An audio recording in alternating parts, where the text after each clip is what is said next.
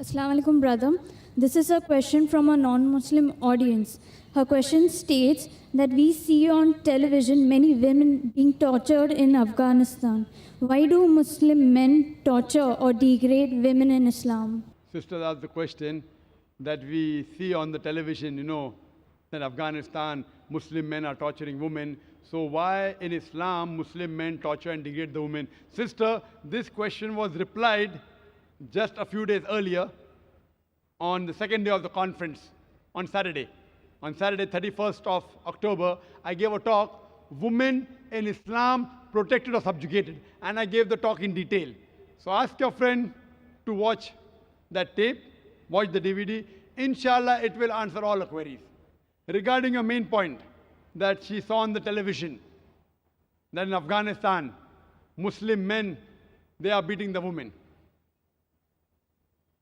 And once when I was traveling, I came across a Malaysian couple, both of them were doctors. They said that they spent more than a month in Afghanistan. And they told me that what they saw on television, the Taliban's beating the women, they aren't Talibans. So I asked them, how do you know? They told me that we have been in Afghanistan, we have spent more than a month. We know how the Taliban tied the turban. When we see an Arab, we feel all Arabs are the same. Emirati, Saudi, Kuwaiti. But they themselves know that a Saudi ties the Qatra in a different way. An Emirati ties in a different style. If you go to a Kuwaiti, different style. So similarly, the Taliban, they have a particular style of tying the turban. So what she told and what he told the couple, that what they shot, even that they didn't do properly. That means they could shoot the parting of the sea in Hollywood. 10 Commandments.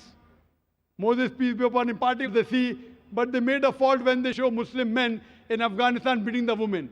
So therefore the Quran says in Surah Hujurat, chapter number 49, verse number 6, whenever you get information, you check it up before you pass it on to the third person. What we realize, this is the gimmick of the media.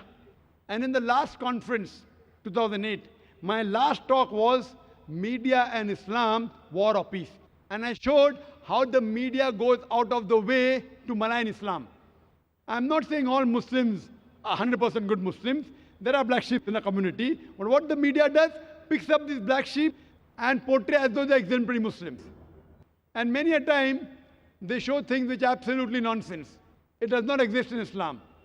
So ask your friend to watch my tape, Women's Rights in Islam, Protected or Subjugated, and Media in Islam, War or Peace. Hope that answers the question.